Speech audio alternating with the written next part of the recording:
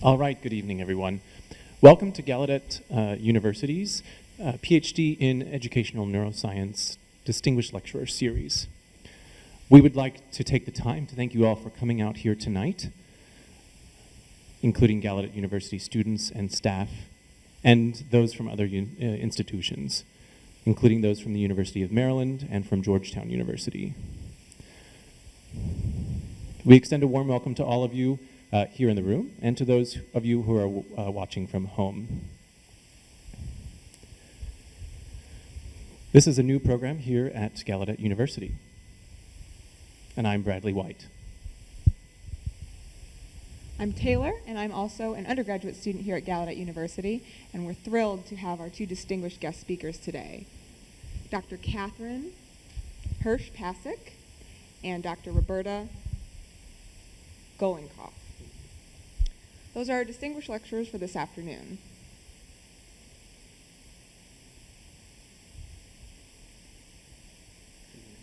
This is an annual event that we host, and this is our third series for Educational Neuroscience. The topic will be Educational Neuroscience, Leaders in the Changing Studies in Scientific Learning for Young Children. A warm welcome specifically to Dr. Kathryn Hirsh-Pasek. She is the Stanley and Deborah Lefkowitz Faculty Fellow in the Department of Psychology at Temple University. She also serves as the director of the Infant Language Laboratory. She is the recipient of numerous awards, including the American Psychological Association's Bronfenbrenner Award, Award for Distinguished Service to Psychological Science, and the Distinguished Lecturer Award, as well as from the Association for Psychological Science, the James McKean Cattell Fellow Award. She has made major contributions to pioneering science and educational neuroscience, including her discoveries about early language development and the infant language perception and cognition. Dr. Hirsh-Pasek has strong interests in bridging the gap between basic science research and its application for the benefit of society. These interests have prompted her to serve as an investigator on the Eunice Kennedy Shriver National Institute of Child Health and Human Development's study of early child care, as well as on the advisory boards of the Fred Rogers Center, Jumpstart, and Disney Junior. She has published 12 books and more than 200 other publications. Now it's my pleasure to introduce Dr. Roberta Golinkoff. Dr. Golinkoff is a member of the Psychology, Linguistic, and Education Department at the University of Delaware. She holds the Unidel H. Rodney Sharp Chair of that university. She founded the Child's Play, Learning, and Development Lab there, and is the recipient of the John Simon Guggenheim Fellowship, as well as the 2015 recipient of the James McKean Cattell Award from the Association for Psychological Science. Helping to advance the science of learning and language acquisition, Dr. Golinkoff helped design and pioneer research focused on children and how they can best learn and grow. From designing research to evaluating the educational impact of different apps, working with the community to promote guided play, and also in learning for children and getting into the community in order to increase language skills through exposure in everyday settings. I am sure that her unique experience and impact in the field of child development will leave its mark tonight with us as we seek to apply her research to our studies of language and development within the Penn community at Gallaudet. Tonight, we will hear from them on a program entitled Living in Pasteur's Quadrant, Navigating the Uncharted Waters Between Basic and Applied Research. We are thrilled to have the opportunity to host this presentation tonight, as it exemplifies the academic integrity and the rigor of the sciences here at Gallaudet University, the Ph.D. in Educational Neuroscience program, and the field in general. Please help me welcome Drs. Kathryn Hirsh-Pasek and Roberta Golinkoff as our lecturers this evening. Hi, everybody. It is such a pleasure to be here. I want to thank you, Laura. It's just amazing. It was amazing to get the invitation. We are so happy to be at Gallaudet. Melissa, can't thank you enough for all that you helped pull together in all the many arrangements before we got here. Thank you, thank you, thank you. I've spent a lot of time here. I like you guys. So we're going to talk to you about something that probably seems a little out in left field, because normally we talk about language research, right, Roberta, or play research, or literacy research. And today we want to talk about a particular passion that we have, which is about taking the research from the lab to the living room. And that is, how do we take what we know about in the science of learning and actually put it in the hands of people who can use it? So our first foray in this direction was a book called How Babies Talk, which came out in 1999. It's ready for a revision. And we were actually concerned at the time about how our colleagues would take it, that we were writing for a trade press. Yeah, do you remember right? we hid in the Wasn't for a national fancy conference? journal. So we were quite relieved to learn that people thought this was a great idea, and we would have done it anyway. We did. That's right. But we feel like because we get grant dollars from your money, and because we know stuff that can make a difference for kids' lives, we got to get it out there. So Kathy and I have been working together for so long that we got confused as to our names. You just thought it was a typo. But let's give it a whirl, right, Roberta? Go for it. All right, so I think everybody's talking about it. Seems to me whenever you pick up the newspaper today, people are talking about childcare or high-quality preschool. Many people have now heard about the 30 million word gap. There's the grade-level reading campaign, and they haven't quite made up their mind whether it should be STEM or STEAM or STEM or STEAM, with the A, of course, adding the arts in the middle. But some of us are pretty wary about what's being said out there. And we thought we would give you a couple of examples. One of our favorite examples comes from Eric Jensen. Now, you have to look this up, because when you Google Eric Jensen's name, you get, here we go, Vanna, 412,000 hits in just 0.38 seconds. It's probably more by now. Yeah, and we know that you have an absolutely fabulous brain research going on at Gallaudet. What you might not know, however, is that we know enough right now, today, to take everything we know about the brain to translate it immediately so that it can be used in a classroom with specificity, because Eric Jensen tells us that it is so. Who's Eric Jensen? I don't know. Well, go ahead, Roberta. You got to give them our favorite there are product. also Here it products is. out there in the world. We particularly like this one. Oh, yes. Because you wouldn't want your child to be unbalanced. So if you buy the right brain CD, you must also buy the left brain CD so you can throw out your money twice. And at a recent White House conference, we actually met to talk about what's going on out there. And the first question that was asked of the group of 35 or 40 of us who were assembled was, can any of us think of one study, just one study, that was so completely definitive that it was ready to put into the school system today? And people thought, and they thought, and they thought. And nobody came up with anything. Not So one. Question 2 was, if this group of people who actually do this research can't think of even one study, then why does everybody think that we have all this information? So there are also educational, you have to use your fingers to show quotes, apps proliferating at an alarming rate. And during the time that we've been setting up here, there are probably 100 more educational apps that have hit the marketplace. And these apps will help you learn anything you could imagine. You name the topic, it's out there. So one of the things that we did recently was a piece for Psychological Science in the Public Interest that talked about what it would take to make a great app.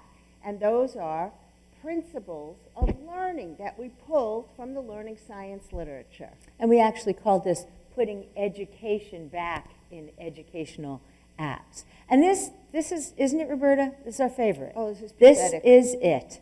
This is the Your I want to Baby. go like this. Yes, it's the Your Baby Can Read series. No, she can't. No, she really can't. And Susan Newman actually took it to task, a brilliant researcher who actually said, we got to find out what's going on here. She looked at 117 babies from 10 to 18 months, and she found quite definitively, can your baby read, G? No, she can't. And the study actually appears in the Journal of Educational Psychology. I was lucky enough to review it. So at the 2000 International Conference on Infant Studies, in fact, this is some of the motivation that Kathy and I feel for bringing out the science to the world. Andy Meltzoff said something like, we're paraphrasing, why is our infancy research so misinterpreted by the public? Why do they translate our findings on number to mean babies can do math? Our findings on language to mean babies can read? So we feel a personal responsibility to try to set this straight. And this is part of what motivates the research that we do.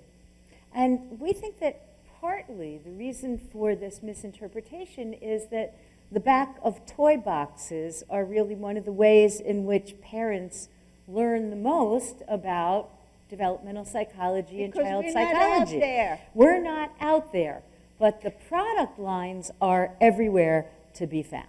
So our careers have focused on conducting what we call use-inspired basic research in the science of learning and developing platforms for scientific outreach within the science of learning. And of course, we invite you all to join us because the American public is being led by the nose by the marketplace, not True enough. by the science. So the talk we're going to give you today is in 2 parts. Part 1 is exploring life in Pasteur's quadrant, 3 examples in language and literacy, and a second part on, get ready to leap here, leaping beyond the quadrant into the real world at large and how we think we can take the science of learning that we gather in the laboratory and actually really use it in our classrooms, in our communities, and in our homes. So this is the name of the book from which our talk comes. And in 1997, political scientist Don Stokes wrote this book, offering a new solution to the tension that has always existed between basic research and applied research, and this is what we borrow from today. What he did in his vision is he suggested a 2x2. And in this 2x2 grid, he looked both at the quest for fundamental understanding and consideration of use. I play Vanna. Doesn't she do a great job at it? All right, so when you have high quest for fundamental understanding and pretty low consideration of use, you get somebody like Bohr's quadrant, who did pure basic research and actually wrote that he really didn't care much about how it was applied. On the upper right-hand quadrant, you see Pasteur's quadrant, which he called use-inspired basic research. And it turned out that Pasteur actually got many of his research questions by looking into the world and then bringing it back to the lab to do his research. And of course, once he was in the lab and discovered something, taking it back out to the world again. Down in the lower right, what we see is high consideration of use and rather low quest for fundamental understanding. Believe it or not, this light. that would be Mr. Edison. So you might wonder what would go in the low, low category. And I'm happy to tell you that David Clark from Carnegie Mellon University has figured out what we should put in there. Faculty meetings. Now, you know, there could be another take on past year's quadrant, and we think iconography matters. Those are all old white dead guys. So here we have women who've made wonderful contributions. Marie Curie gave her life for the discovery of radium. Over here we have Virginia Apgar, who came up with the scale by which we evaluate newborns. This gorgeous woman is Hedy Lamarr, who came up with a way to jam communications during World War II that helped defeat the Nazis. And in the low, low. Tinkerbell. Now, we could also write this from the psychologist's point of view. And if we do that in the high understanding and low consideration of use, you would have Titchener. And I really love this particular quote. The diversion into practical channels of energy, which would otherwise have been expended in the service of the laboratory, must be regarded as a definite loss to pure science.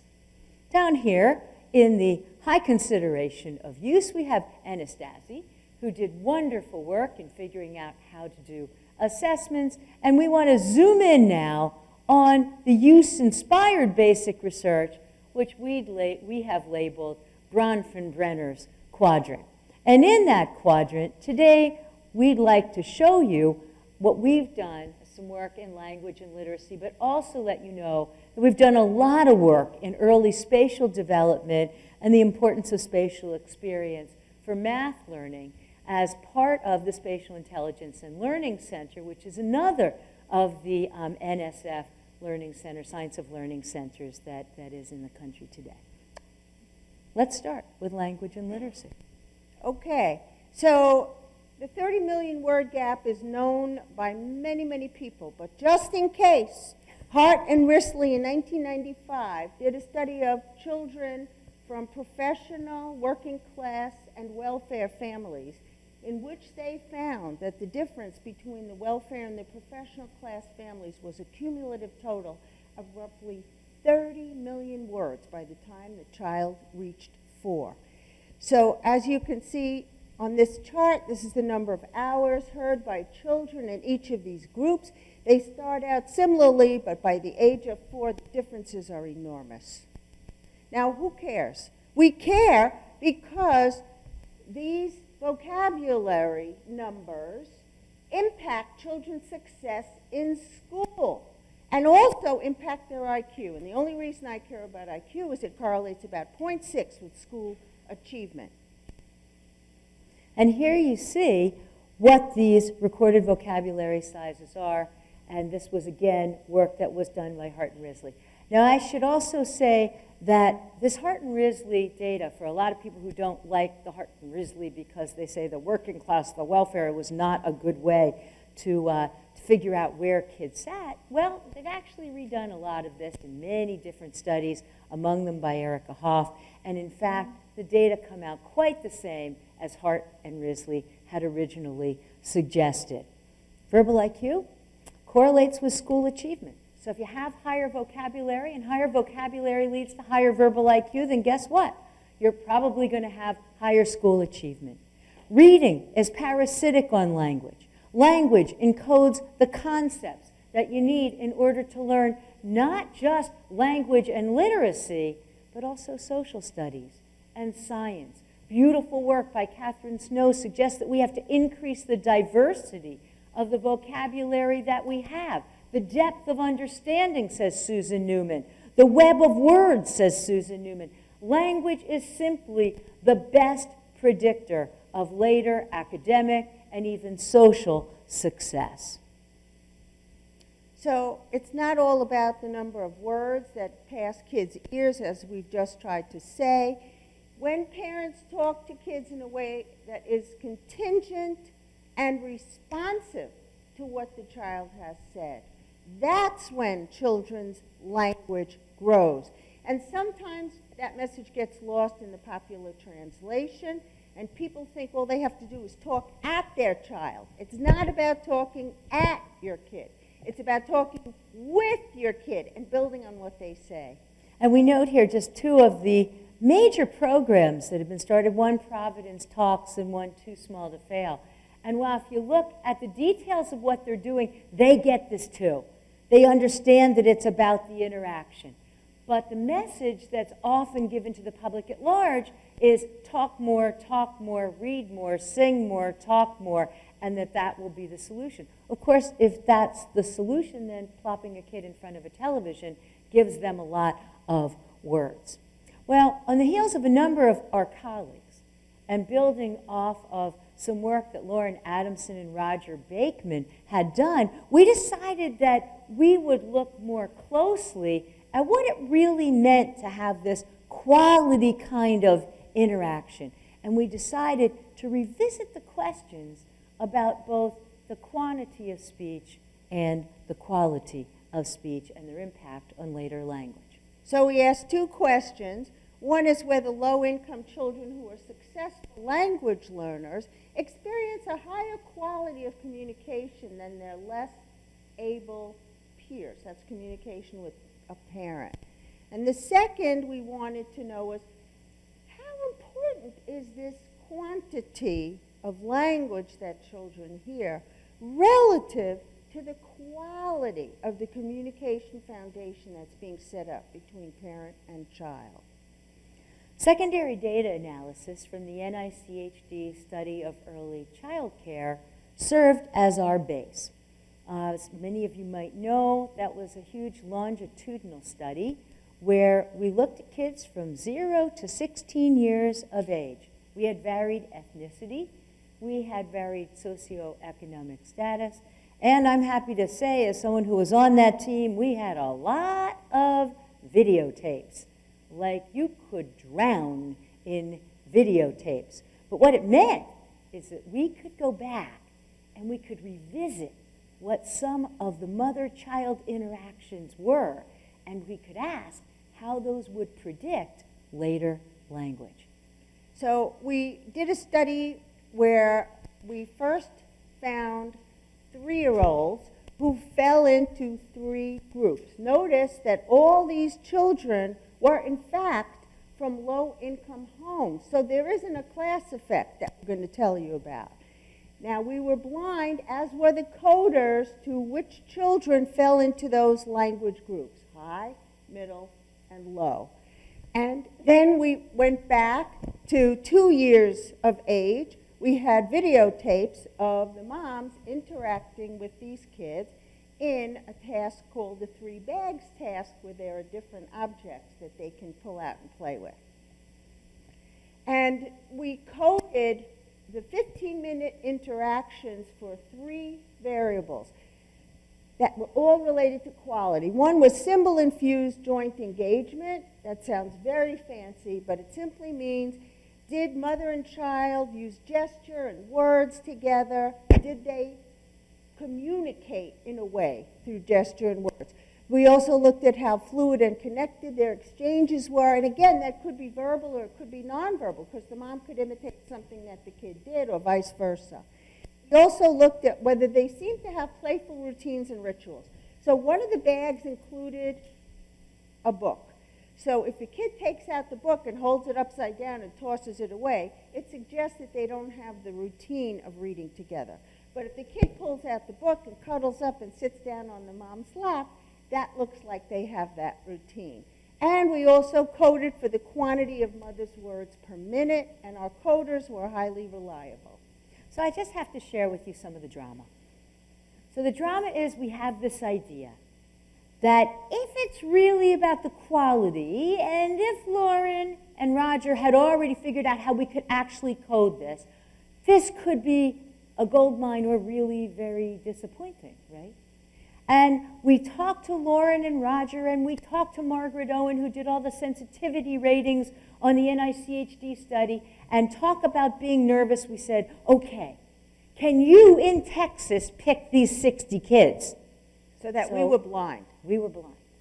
She picks the 20, the 20, the 20, and the tapes were sent over to my lab, and nobody knew where they were going to fall. So what we then do is we coded, as Roberta said, coding and coding, really, let me tell you how much we coded. And when we were all done, we then shipped all the data to Atlanta, to Roger and Lauren. We had no idea what was going to happen. We sat nervously on the edge of our chair as the data came out, and we asked whether those interactions, quality and quantity, were actually going to predict whether the kids fell in one of these three groups, and here's the findings. Well, you ready, folks? Here's the unique prediction of the quality of the input on the layers that Roberta had told you about. And it turned out that it uniquely predicted 16% of where they were going to land at age 3 when you looked at the 2-year-old mother-child interactions. So that's 12 months later. That's a long time. That's to account unbelievable. For 16%. But wait, it gets better, right? It does, It yes. gets better. So then you might ask, well, what about the overlap? Because there's going to be some overlap. You know, when you have a lot of quality, it probably goes with a lot of quantity. So what's that look like? We can account for another 10%. Now we ask ourselves, well, of course, everybody's talking quantity. It must be that the quantity is really going to account for a lot uniquely. And here's the answer. An additional 1%. So what do we take away from this? The first is that the quantity of input and the quality of input both matter, but the quality of input matters more. Okay? Think about that back and forth, which really accounted for most of the variability. Second key point, it was not about poverty in our study. This was not a study about poverty because everyone was in the low-income group. I should add here, we don't have it here, but we also looked to see whether this was just a matter of sensitivity and responsivity, and it accounted significantly more than what you got if you just looked at sensitivity and responsivity. And this is a powerful language effect. And this finding also should make people who care about interventions Really feel happy. very optimistic, because poverty per se does not guarantee that children are going to fall in the lowest tertile.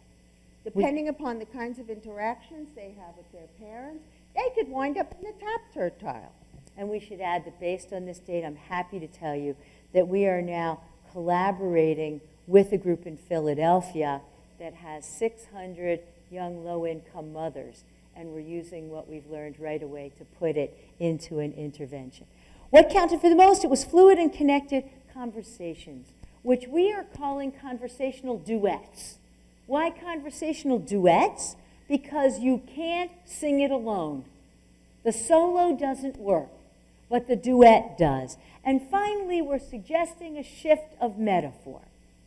For the most part, we have talked about filling gaps in the way that we talk about our scientific literature. Do this to fill the gap. But maybe it's more about building a foundation that's strong from the get-go rather than filling a gap, a new metaphor for intervention.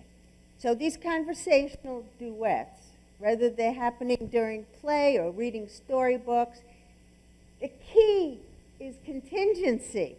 The key is picking up on what the child is interested in and talking about that. So this kind of contingent and meaningful communication is what fuels language growth. And we also secretly think, but we'll go after this too, that this is what fuels children's attention, this kind of back and forth with adults, and prepares them for paying attention in school. So with that note, can I just take a footnote here, G? So I just spent a couple days working as part of a new post that I took, which is with the Brookings Institute, and everybody's talking soft skills, soft skills, soft skills. And I said, we can't call them soft skills. It's just killing me. You know, this idea of the social interaction is the soft skill, right? And I said, no, actually, what you're calling soft skills are the bedrock for the hard skills. And I think that's one of the lessons that comes out of this. But let us tell you what we did to really try to nail this question of contingency. But most importantly, this Yes. is my grandchild and this is Kathy's. Yes. Okay. We have to point out the important things in life. So we wanted to manipulate contingent interaction by looking at learning in video chats. This paper's published. What we decided to do was to teach a child 2 new words. And we knew that the child could learn, 2-year-olds could learn these 2 new words when they were in live interaction with another human being, in this case, the other human being mom. We also knew, and this is Sarah Roseberry's work, that you couldn't learn those same 2 words if you just watched a televised display. So the question we had was, what would happen in video chat? I mean, in video chat, you have a 2D display, but you really do have contingent responding. So we also looked at the learning of verbs, and those are hard words. So this is Sarah Roseberry, and she's on a screen saying to a child, wow, I'm licking him, and she's shaking the baby. I'm licking the baby doll. I'm licking the baby doll. You got to make up new words in this field. Of It's course. what we do. It's Keep what we going. do. All right. I also add that Sarah Roseberry is now the outreach scientist in Pat Colt's lab. At Life. Yeah. Life, yeah. All right. So we trained the words in either live presentations, that was our previous study, or in video chats, as on Skype or TV. We used 24 to 30-month-old children sitting on the mom's lap. So notice the features of this kind of language training. The video chat, the person is responsive and actually contingent on what the child is doing, but it's still 2-dimensional. In the live interaction condition, the person is respondent and contingent, but the person's there in real life. And the yoked video training condition is when we showed baby A a video made by Sarah with baby B. So it was no longer contingent or responsive. Well, let's see, Roberta. What do you think's going to happen here? Is teaching it with video chat more like live?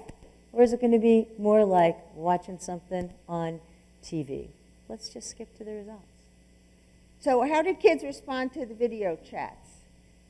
You can see here that the video chat condition, the kids looked at the word that we taught them. We showed an action just as much as in the live condition, whereas the yoked video condition, kids were at chance. And this was in the intramural preferential looking paradigm where they saw 2 videos simultaneously. So video chats work. Well, gosh, Roberta, if it turns out that it's contingency, then there's this unbelievable natural experiment going on. In fact, they even wrote about this natural experiment yesterday in the New York Times. Yes, they did. Did you see it? It turns out Sherry Turkle has a new book. And people were saying maybe we should talk to other humans and stop Googling while we're talking to them. Now, I, for one, have noticed this a lot because I have one wonderful son who at dinner is constantly looking down like that. Now, I'm not supposed to notice that he is, but what I did several weeks ago is I texted him, and I said, hi from mom, other side of table. At any rate, it's a great natural experiment, and we could ask not what happens when you preserve the contingency, but what happens when you break the contingency. Does this kind of an interruption disrupt learning for young children? So to test this question, we asked mom to teach 2 novel verbs to their kids. They were sitting in the same room with them. So it was a within subject design. They taught these words. So in one condition, the mom received a phone call halfway For one word, not through. one condition. Each mom had one interrupted, one not. Yes. And then she got to teach word 2 without interruption. And in the other condition, the mom received these orders differently. She taught one complete word, and here she got an interruption phone call.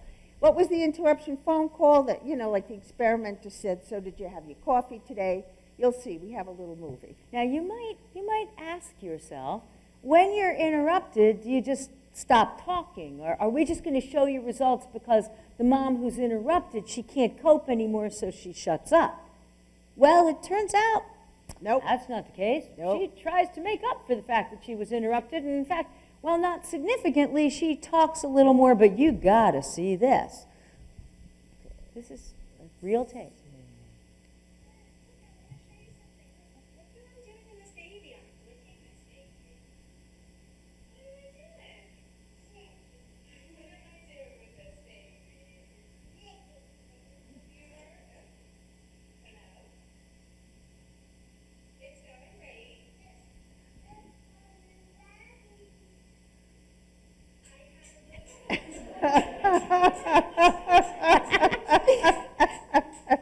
Need we say more? All right, and these are the results. When mom was interrupted, the kid did not learn the word. But when mom was not interrupted, they learned the word just fine, as they had in our other paradigms. So again, it appears that when you have contingency, then the kids learn just fine. When you break that contingency, they don't, and this is the work of Jessa Reed, who just finished her dissertation and is moving to Ohio State University. To work with Derek Houston on All right. understanding how deaf kids learn language.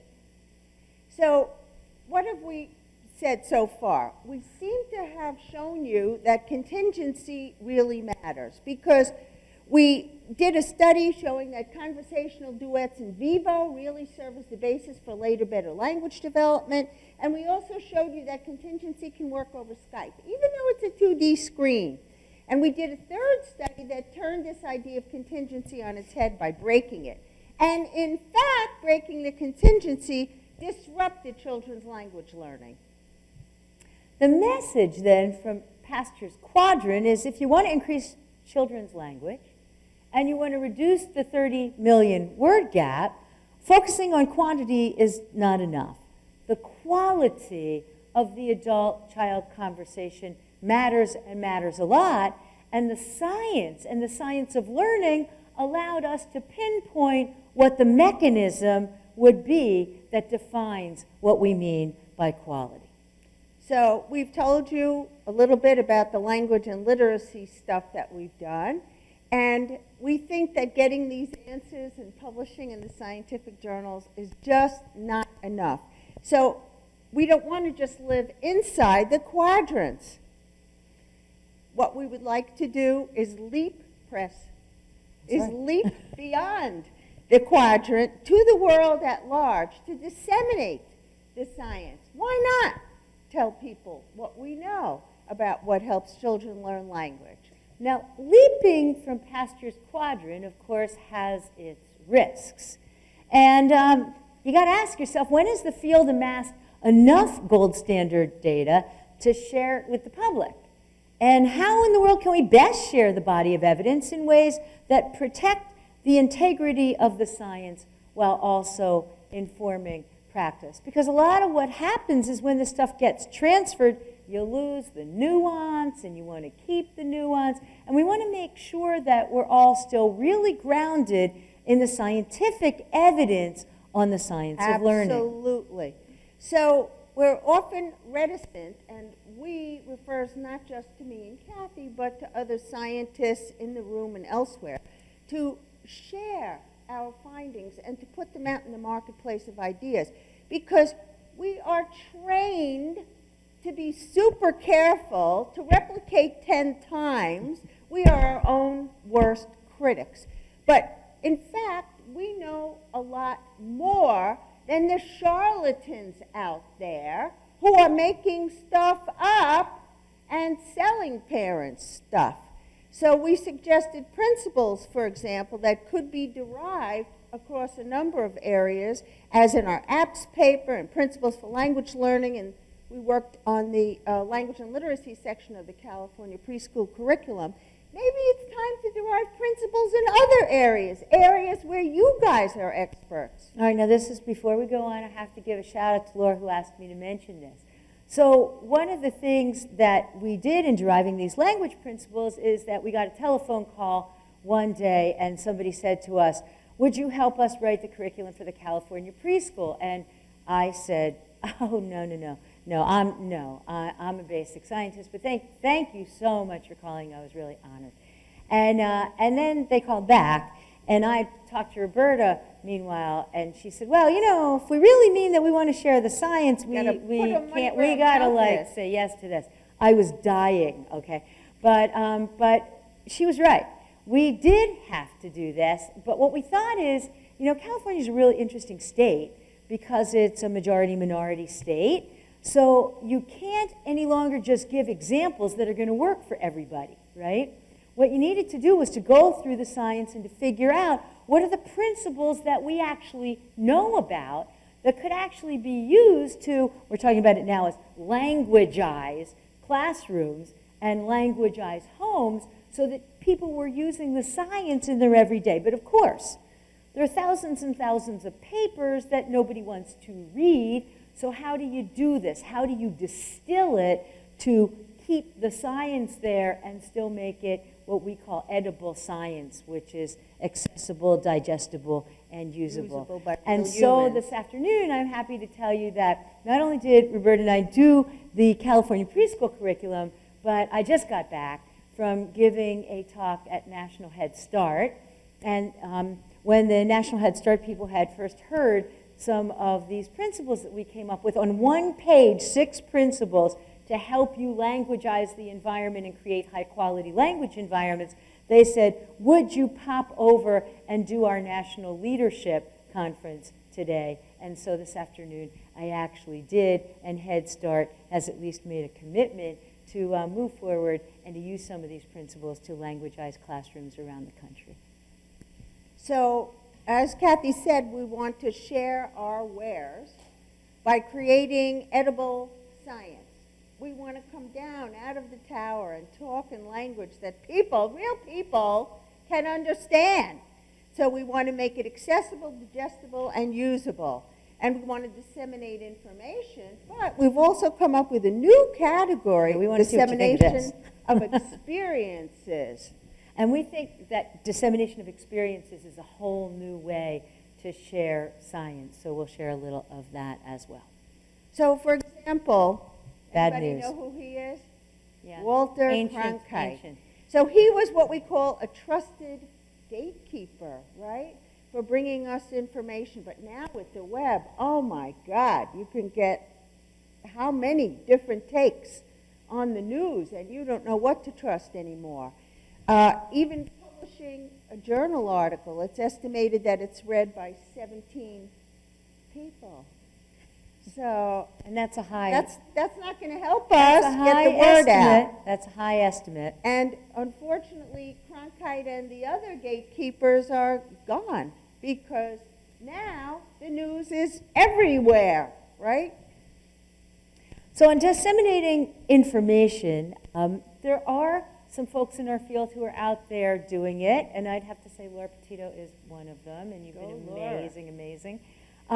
We really need to do more of it, and we need to train ourselves to do more of it. I mean, today, it's even worse than it was. Without the gatekeepers, anybody can say anything, and you'll believe it. Kathy, anybody is an expert. Anyone's an expert. Anybody. Right? In fact, some people say your baby can read. That's right. No, they can't. Okay, so anyway, we're back to talking about you could do TED Talks. Well, not everyone can, but some people can.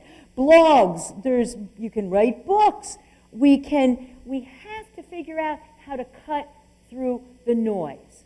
Because with all these outlets there, as Roberta said, anybody can pose as an expert. The back of a toy box becomes an expert way of learning about child development. And we need to do better, and we need to all be ambassadors to train ourselves to do better. I think it's our responsibility to work with journalists, to do some of these blogs, and to get the information out there. So most of the people I know at the University of Delaware avoid talking to the press like a plague. But if we all do that, we'll never get the science out there. So we have to turn it around and get our colleagues wanting to talk to the press, wanting to give back, given that they're supported to do this research.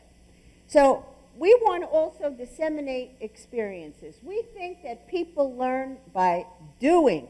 And using the findings from psychological science, we've experimented with a number of ways to foster learning for families and kids. 3 examples.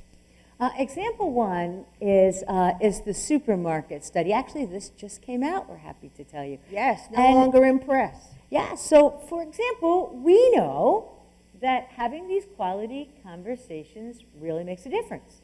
And we also know from Hart and Risley that a lot, you ready? We're going to act this yeah, out? we're going to act Yes. this out. That a lot of people aren't getting the language experiences that they need. So we thought we would bring you 3 scenes from the Foundation for Child Development's How Do Families Matter in 2009. Mom 1. I'll be the baby. Roberta will be the mom. Pushing the cart.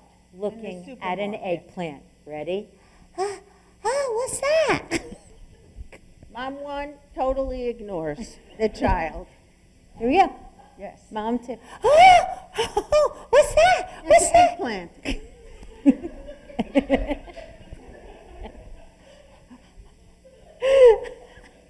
Mom 3. What's Listen, that? eggplant. Feel how smooth. Feel how smooth it is. You want to take it home? We'll cook it. Yes. So we know these are ladies who lunch. We know that. But still, we wanted to promote parents to have more conversations in the supermarket. Apparently, families go there like at least once a week. Right? Why wouldn't we want to encourage talk? Why don't we go where the people are? So we decided we would go into the supermarket. And at first we had these pretty ditzy signs where it would cost us all of $60 to do Highly this. technical project. Highly technical. Talking to your child helps their language grow. We were in North Philadelphia in the fresh grocer. And in Delaware. And we had these signs up around the produce and also in the dairy department. The shocking news is that this is middle-income supermarkets with the signs down, that is no signs, and the signs up. That part isn't shocking. Makes no difference. You might want to tell them how we would even know. Here we were hanging in the back with our little white coats, as if we watching worked in the parents as they supermarket. came into the supermarket. Right. But on our little clipboards, we're recording the talk. All right. Now, in the low-income families, notice that they start out talking a bunch less, and after the signs go up, they are indistinguishable from the middle-class families. So there really are simple ways to spur conversation between families in places where they naturally go. A 33% increase in language. The second one was the ultimate block party. Here was the idea, and Susie Ann was actually there, and really, it could not have happened Susie Ann without looked you. fabulous Made in it her happen. white lab coat We all, with yep, handprints there we were. that There we said were. "Play Doctor" on buttons that she wore. That we all had, made in our labs with finger Yes. paint. Let me tell you, it was something else. Yes. But we decided, look, let's take another place where people naturally go, and let's see if we could turn it into a learning environment. If you can have art in Central Park, why the heck can't you also have the science of learning in Central Park? 28 different activities. We called it the ultimate block party. And we should add, there was nothing commercial there. You could sold buy nothing. zero, all right? This was all just about having experiences in the park that were going to change the lens on the way families saw the power of the science that we do. So here it is. This should go in the Guinness World Book of Records. Unbelievable. It's probably the largest Simon Says anywhere. Now, think about this for a minute. The people on our Distinguished Scientific Advisory Board suggested all these activities coming directly out of the science of learning. There are actually papers on Simon Says, because what kids learn with Simon Says is executive function. They learn to inhibit. We also had blocks by Lego that were all in the same color because they wanted to heighten the spatial awareness that children had. We produced a 75-page playbook that we distributed for free. It was like insane. It was over 50,000 people, and Kathy and I are running around saying, don't throw this away. Take it home. Use it. It has more things you can do with your kids, and it describes what these activities are about. And we gave out over 20,000 of these and ran out. We had over 50,000 people. It was nuts. Swarming. It was unbelievable. Right? And of course, we had to study it, right? Because we are scientists. So we did polls of people as they were coming in and as they were leaving, and we asked what people learned, and they filled out surveys. And guess what? After they visited 4 of our 28 exhibits, just 3 or 4 of them, they changed their idea about what learning was. They actually saw the spatial learning at the Lego exhibit and the executive function that was going on in Simon We hope to have that Says. paper in the literature soon. It will definitely be there. So over 50,000 people showed up. We had subsequent block parties in Toronto. We love Canada. They get it. They get it. They're into playful learning. That's why we speak there. Baltimore. And there are more planned in Bath, England, and Washington, D.C. by the Council for Humanities. But notice this was not a one-off. No. Once you do something like a block party, it has many, many ripples. Because for one, it got all the agencies, nonprofit, for-profit, the universities, the scientists. It was the first time they ever sat around a table together. It was unbelievable. Amazing, right? Unbelievable. That organizations are working for children and families that didn't know each other, and they came together around the block party. We also had volunteers starting from high school, college, teachers, at all levels who got trained over YouTube and who showed up and got T-shirts and ran the activities. I can't wait to do this again. I know. And a reach of 10.2 million, that was before the New York Times article that actually featured it. So we got the science out there. And did the learning stick? Well, we'll find out.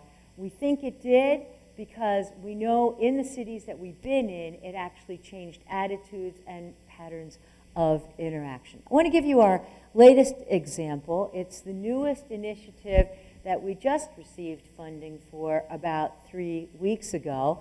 Looks like it will be at least in Philadelphia and in Tulsa, Oklahoma, and we're also hopeful and have been told that there's a good shot this is going to happen in Boston as well. So get Washington moving, guys. Right. It's called Urban Thinkscapes. And do we have extra pictures? Yes, we do. Yeah. Let us show you what it is. Well, we have to tell you that Itai Palti is a brilliant young architect in Tel Aviv, and he's working with us to create transformations in everyday life that spur parents and children to talk to each other. So, for example, here's an ordinary street light. What if a kid could turn a crank and produce different colors or produce pictures of animals? This has got to generate talk between parents and kids. And over here, what you see is our new designs for bus stops. And what we're taking is we're actually taking areas like spatial learning where we know that young kids in low-income environments don't have the experience with puzzles. We've actually seen this. So why don't we create puzzles on the back of a bus stop? And if we do that on a bench and we have 3 different puzzles, it works on a dowel rod system, so you can actually get 3 different puzzles per bench, then we can actually transform the way you think about the piazza around a bus stop with these lights and with these benches. This is the scale bench, which is another of our models. We're going to be working in low-income environments, as I said, in Tulsa and in Philadelphia, to make this a reality.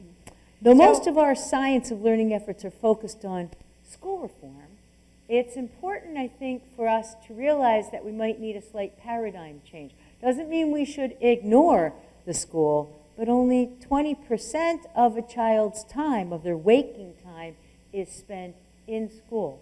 So it's time to start thinking about communities as well. Absolutely.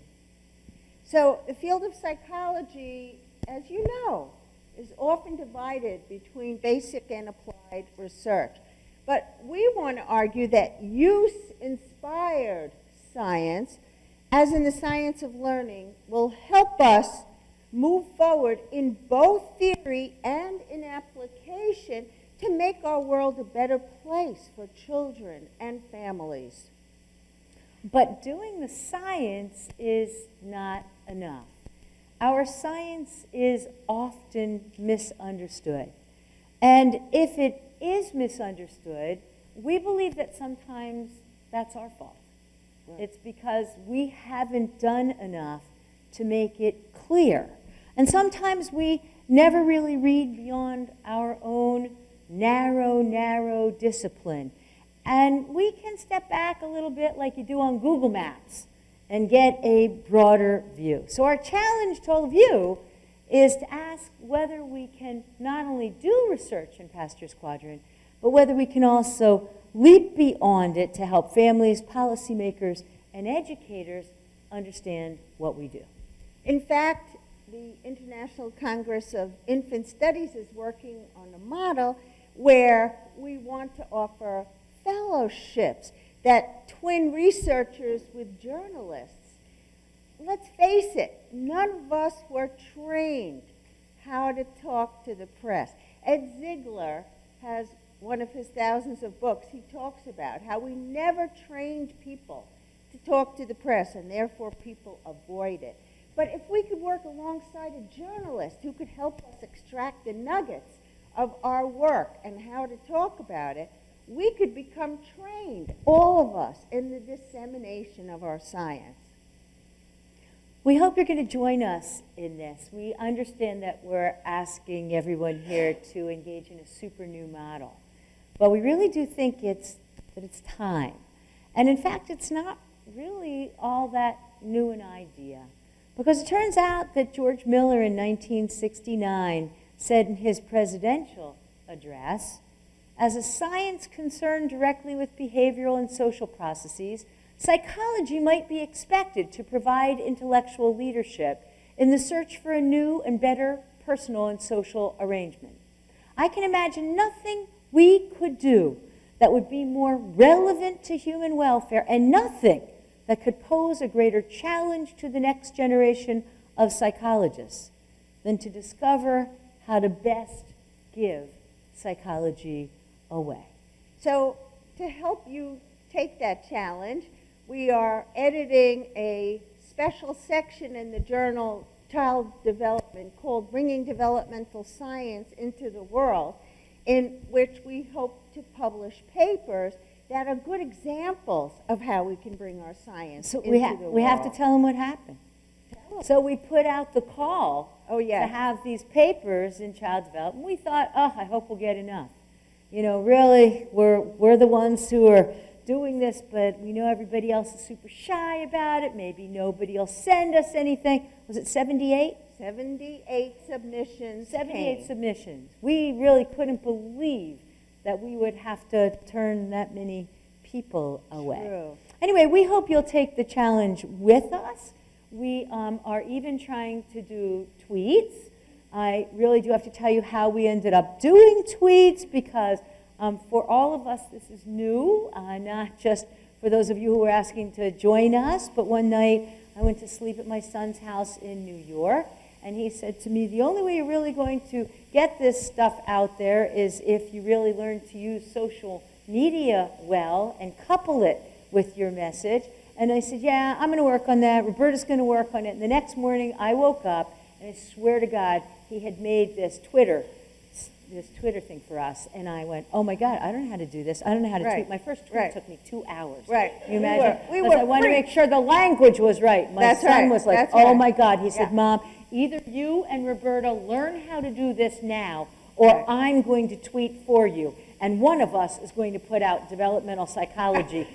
I went, okay, we're going to learn. So Roberta's gotten really good at it. So we want to thank you for your kind attention. We want to thank the families and kids who participated in our research and the many organizations who have funded us over the years and even now. And colleagues like Dr. Laura Ann Petito, who have been incredibly inspiring to us and others in the field. I guess, is that it? I think that's what we have. Thank you.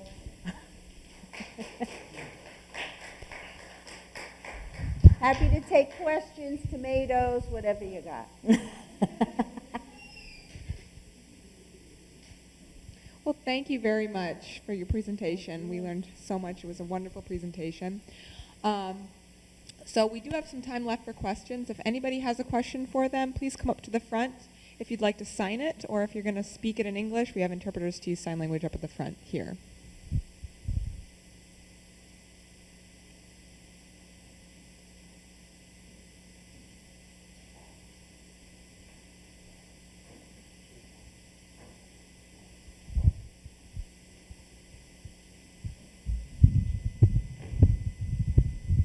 Well, hello. It was a wonderful talk today. Thank you. It resonated very well with me as well. So you mentioned in your talk today about arts and the Arts and Literacy, the book that was published a while ago, and I was reading through it, and Rincey mentions that there are many ways that a child can be exposed to language, because there's the assumption that children are always hearing things around them in their world, in their daily life, and that's hearing children. They're constantly being exposed to vocabulary. So, but my question is, how many of those vocabulary words are actually impacting the child? And so maybe the reality is that it doesn't matter. And I'm really happy that you mentioned that.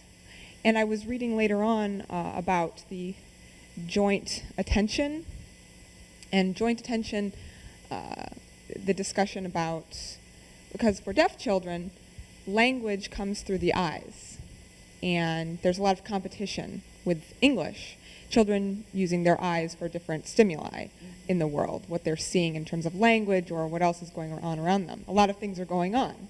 So there's competition going on, language competition, or things competing with language specifically.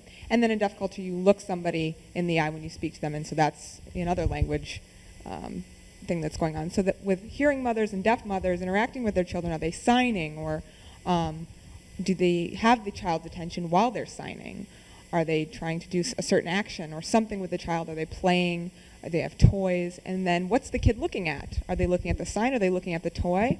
And if the mother's trying to teach them sign while they're playing with something, maybe they're clueless about the fact that they are using signs, but the kid isn't really seeing them. They think they're exposing them to signs, but the child's actually looking at the toy. Whereas a deaf mother would be more in tune to that and would know to get the child's attention, to get eye contact before she would start signing. So I've started to think about that and the quality that you mentioned. Once you have the child's attention and you've made that connection with them through eye contact, then you can start the dialogue. Whereas with hearing children, it doesn't really matter. So it's not, I wonder how that number might impact deaf children, because just signing in front of them isn't really exposure. It's not until they make that eye contact and their brain is thinking language that they're actually getting that stimulus. So it's the contingency that you mentioned is also contingent on the connection, the eye contact that a mother is making with a child, and getting the child interested in what they're talking about, and then, okay, you're looking at me, now I can have this conversation with you. So I think that research, or that kind of research, would be great, and there's not much out there, if any. And so you talk about these research where they they expose child to numbers and, expose child to language and lexical items and numbers of that, but there's a lot missing in terms of like deaf children and what we need to communicate. And so I think we need to talk to the public about that and the impact for deaf children that that implies. And exposing them to language could be in sign language or whatnot, but there's just not much research out there. So I'm really glad you mentioned that, and that you mentioned videotapes. To me, physically, I need to make a connection with people. I think that's the key. So these are just some ideas I've had, and I don't know if I have an exact question, but I just thought I would share my thoughts with you and see your reaction to them. I think you have at least 3 dissertations. Right, there. that's right, that's right. So with the hearing kids, it all depends on the kid's age. Because you don't expect to make big eye contact, like you said, when a child is immersed in play. Dunham up at the University of Halifax did a study where they showed that if the parent follows the child's line of regard, looking at the objects that the kid is looking at, then the kid is more likely to learn a new word than if the parent tries to take the child, but these are 18-month-olds, tries to take the child's attention off what the child is interested in and have the child focus on what the parent is interested in. So I think you're right that it works a little differently with hearing children and with deaf children. Do you know about the work by Judy Riley, who shows, and there's a guy in Japan, Masataka, who shows that parents who use sign engage in the equivalent of infant-directed speech. So they exaggerate their signing motions and they avoid negative facial expressions when they interact with their babies, potentially violating meaning because they so want to communicate with their babies.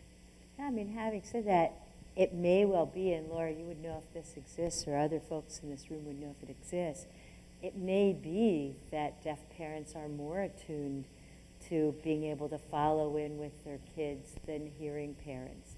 And that would be fascinating, too. I mean, well, we have to talk about what kind of deaf parent, too. If it's a native deaf parent, native yes. signer, sorry. But if it's signer. not a native deaf parent, then I would worry more if the parent didn't know sign about how they were following up with the child. But of course, that kind of attunement is, it's really tricky in a number of cases.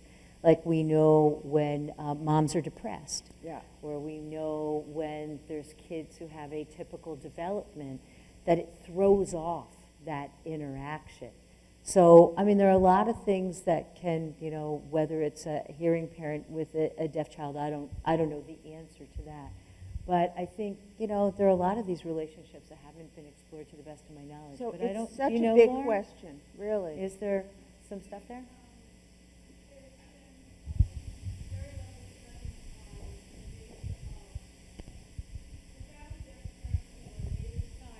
Right.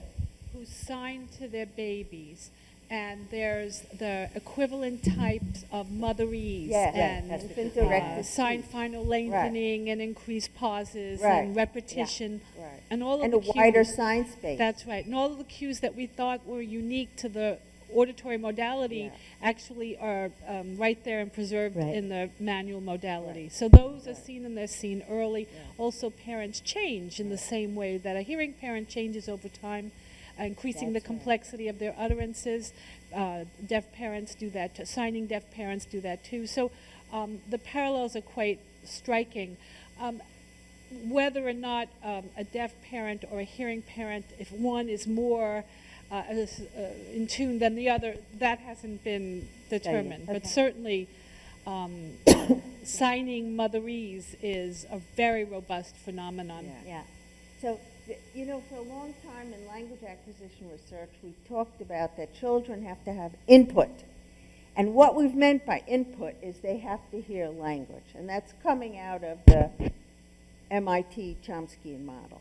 And now we know it ain't just about the input.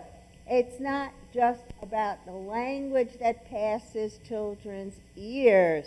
It's about the interaction. And the interaction has to be of a specific sort to make a dent in helping children learn language. We have to talk about the things that children are interested in and not the things that we are necessarily interested in. Just to add the basic point, though, and then come to you, is that, you know, it again speaks to how this partnership, I think, between what we can learn in the basic science, if we dig down and truly understand the mechanisms, Right. and do these studies on various populations, can be so informative in how we can think about interventions.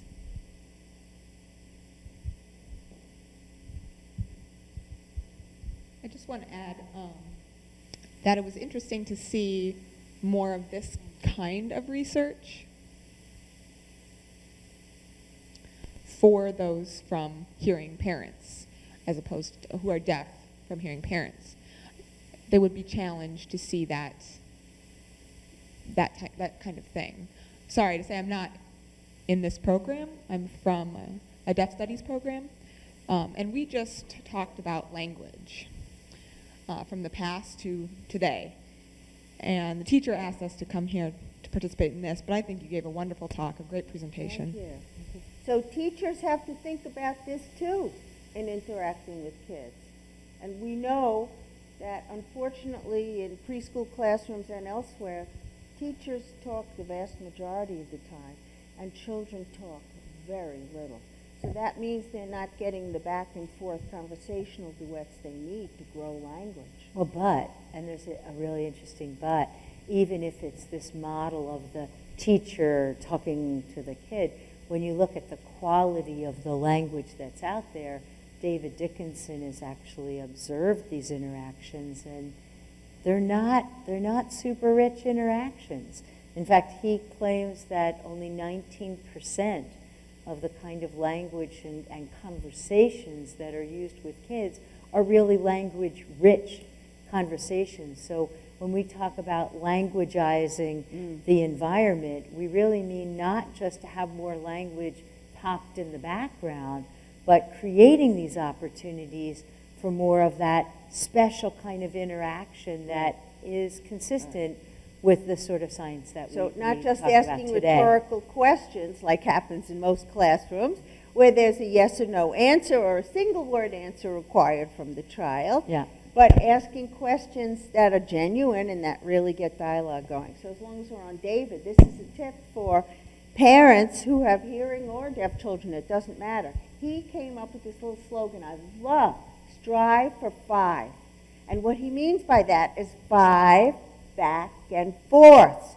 That's a conversation. Strive for 5.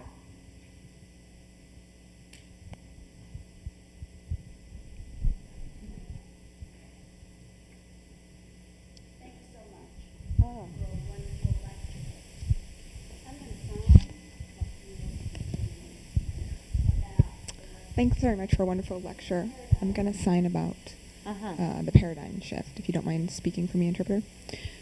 So, here at Gallaudet, we encourage hearing parents who have deaf children to acquire sign language and encourage that in their children. And our focus has most of the time been on numbers and statistics. How many? Quantity. And parents who have maybe 5 or 6 signs often feel somewhat unfortunate, depressed.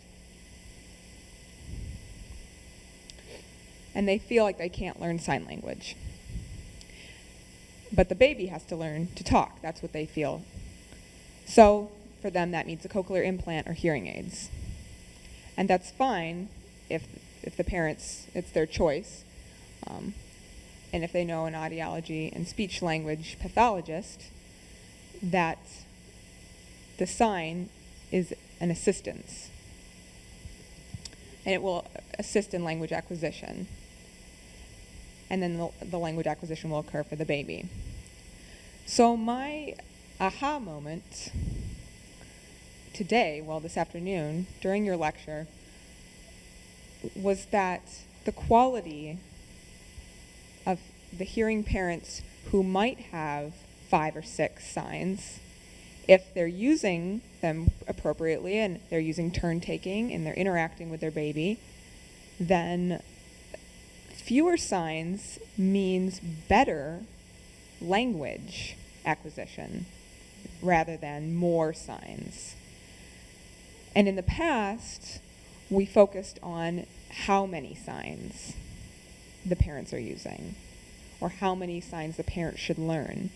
And if it's not enough, we have them come here and we teach them more signs. And that seems to be the wrong approach. So thank you for enlightening us. So great. I just want to add that, first of all, thank you.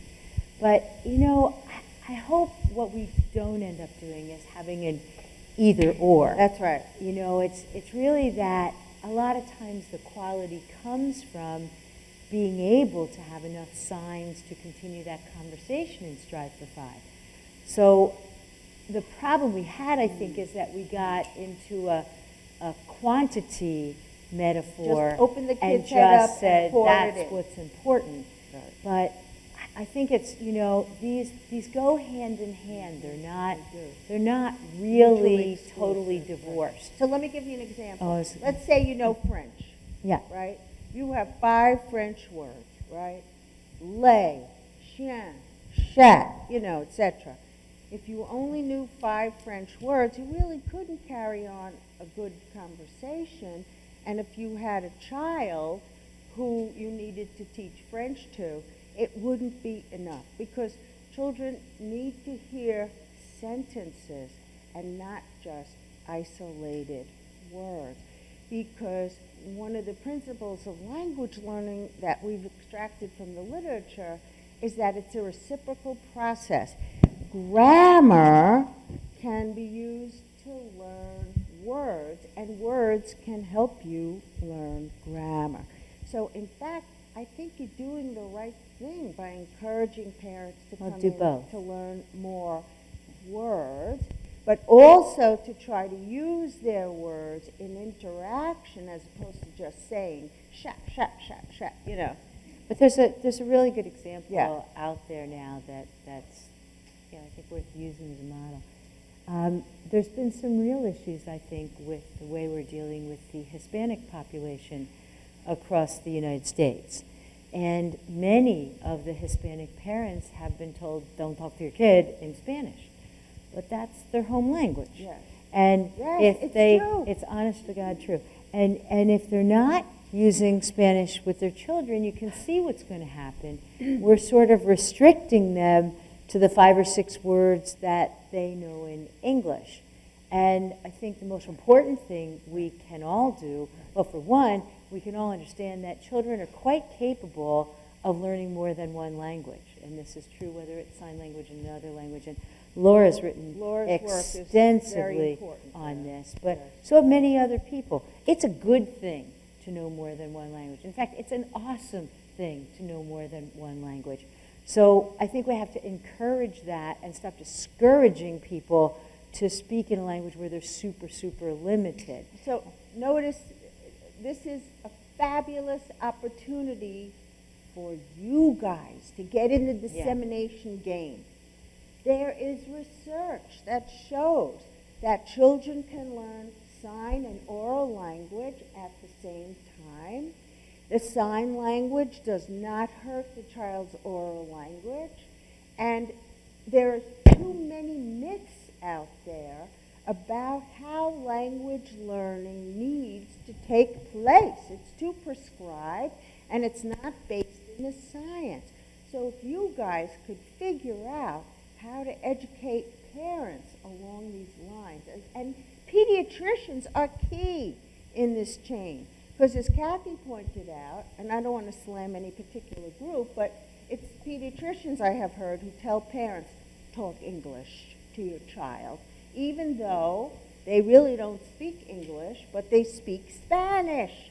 The child needs to have good language models, regardless of what the language is.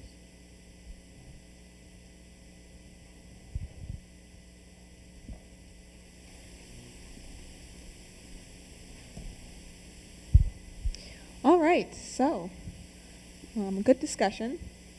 We want to thank you two so much for giving this wonderful lecture today. And thank you for joining us here at Gallaudet. I want to remind everybody here, once this session is done, we're going to have a small reception that we can all reconvene at, and you're all invited to attend. And it is in the SLCC Sorensen Center atrium, if you want to reconvene there after this is over. So we'll head there now, but again, thank you to the both of you very much for coming today. Thank you. You were so fun. Thank you.